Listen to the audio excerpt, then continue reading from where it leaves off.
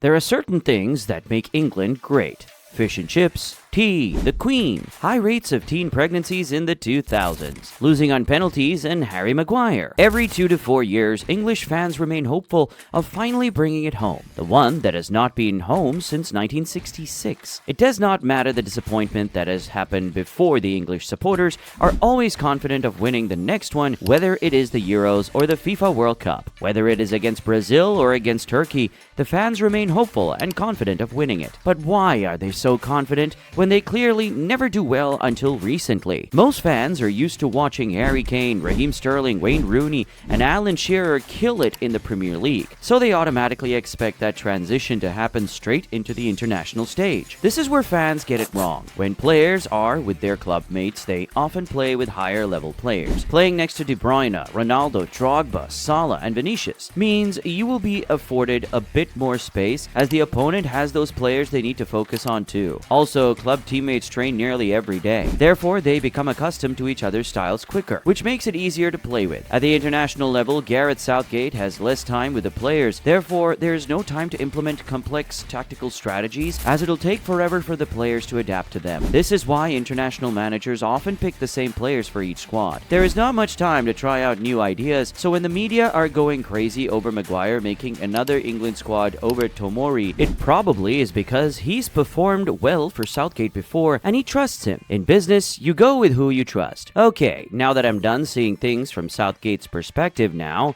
I'm going to explain why England are not the failures you probably think they are. Only 8 nations have won the FIFA World Cup. 8. England is one of those 8 nations. The other nations are Brazil, Germany, Italy, Argentina, Uruguay, Spain, and France. These are some prestigious names for England to be amongst. I'm assuming most people watching right now were not around in 1966 and before that time, so let's make the 1980s the cutoff point. Since the 1980s, have England ever been the best team in the world? Answer this honestly in the comments. Without looking at the comments, I'm going to assume you will reply with the golden generation of the early 2000s, when England had Gerrard, Lampard, Terry, Rio Ferdinand, Ballon d'Or Owen, Wayne Rooney, and pop star Beckham. Yes, this was a strong team with many great names on paper, but England was not the only one going through a golden period at that time. France had their strongest team ever, with Zidane, Vieira, Henry, and Italy had one of the strongest teams with Totti, Del Piero, and Pirlo. Germany had a strong team with Klose, Ballack, and Bastian Schweinsteiger. Brazil had Ronaldo Nazario,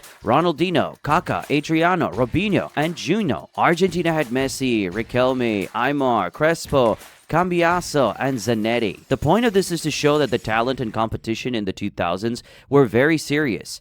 Each of the teams mentioned was as good or better than England, if we are being brutally honest. I even missed out on Spain and Portugal, who had teams just as good and were competitive. The Golden England generation was excellent, but we cannot ignore everyone else. Most big games are usually very tight, as we saw from England's Golden Generation's matches with France and Portugal during the years. Most big games are very even physically and technically, so they are usually won on tactical battles and mental battles. The team who makes the least mistakes. England tactically then was not very strong. It was a classic 4-4-2 system with 2 attacking midfielders, Gerrard and Lampard, in the middle. Now we mentioned how these players played with superior clubmates.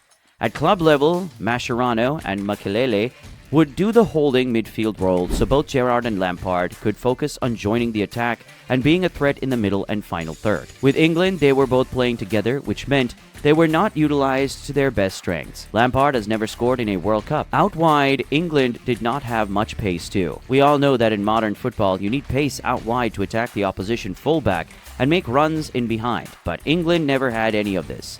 They had Beckham and Joe Cole, were fantastic, but both strictly ball-to-feet wide men. And up front, England's front 2 of Rooney and Owen were both fantastic, but both were used to playing with a 6-foot striker partner who would do most of the aerial play, and having Beckham on the right with 2 strikers who were at the time not known for their aerial ability seemed like a waste. It was more a case of a grapher trying to fit in all his best players, which does not equal best team. International football is arguably harder than club level too. International matches tend to be much slower, labored, and require a more patient game compared to a fast jam-packed Premier League and Champions League. This may take time to adapt to, which isn't ideal, as international tournaments are maximum 7 games if you're lucky. When the game is slower, this means there are fewer chances to score, as teams are more organized and taking fewer risks compared to the club game. The pressure of an international tournament is arguably the highest in football. Nothing compares to it. With international tournaments, whether it is the World Cup or the Euros, the whole nation is watching. Literally everyone. Any mistakes or a bad tournament is extremely scrutinized. Ask David Beckham after 1998 against Argentina when he got a red card. You can literally turn into public enemy number one with numerous death threats and becoming a meme on social media. This is the pinnacle of their careers. What they've been working so hard for since they were little boys. The biggest reason I believe England hasn't won more than one international trophy is because they simply do not beat the best. They say to be the best, you must beat the best. In my lifetime, the only time I've seen England beat a major nation in a knockout stage match was against Germany in 2021. Literally every single time England faces up against a team as good or better than them, they lose. They lost to France in the 2022 World Cup, who had 5 first-teamers injured.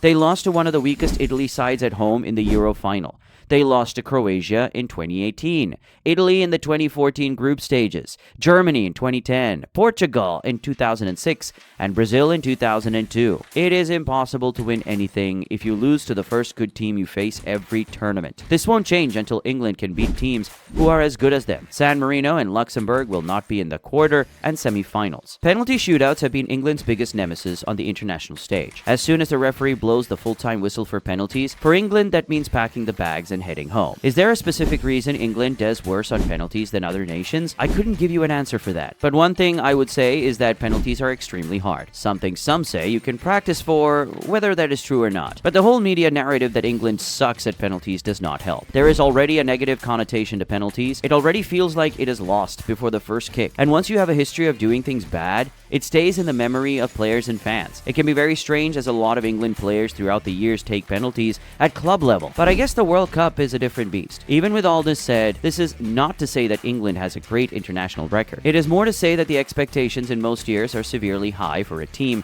that rarely ever enters the tournament as a top 3 team in a competition, if we're being honest. But what I can say is that this current England generation is probably amongst the top 3 to 4 best teams on the planet right now, amongst France, Argentina, and maybe Brazil. The FA have done a superb job at improving the football education of not only the players, but the coaches are receiving, which is all compounding into a team that is now reaching the latter stages of competitions and actually looks like they can compete. Going into the next Euros in Germany, England heads into the competition joint favorites with France, and rightly so. They have a lot of players in form and have a team that has been together for a while now, which slowly and steadily is getting better results each tournament, and it will be interesting to see how England do against the stronger teams in Europe like France, Portugal, and Spain. Do you believe England can win the next Euro? Do you think the fans are too harsh on England? Let us know in the comments.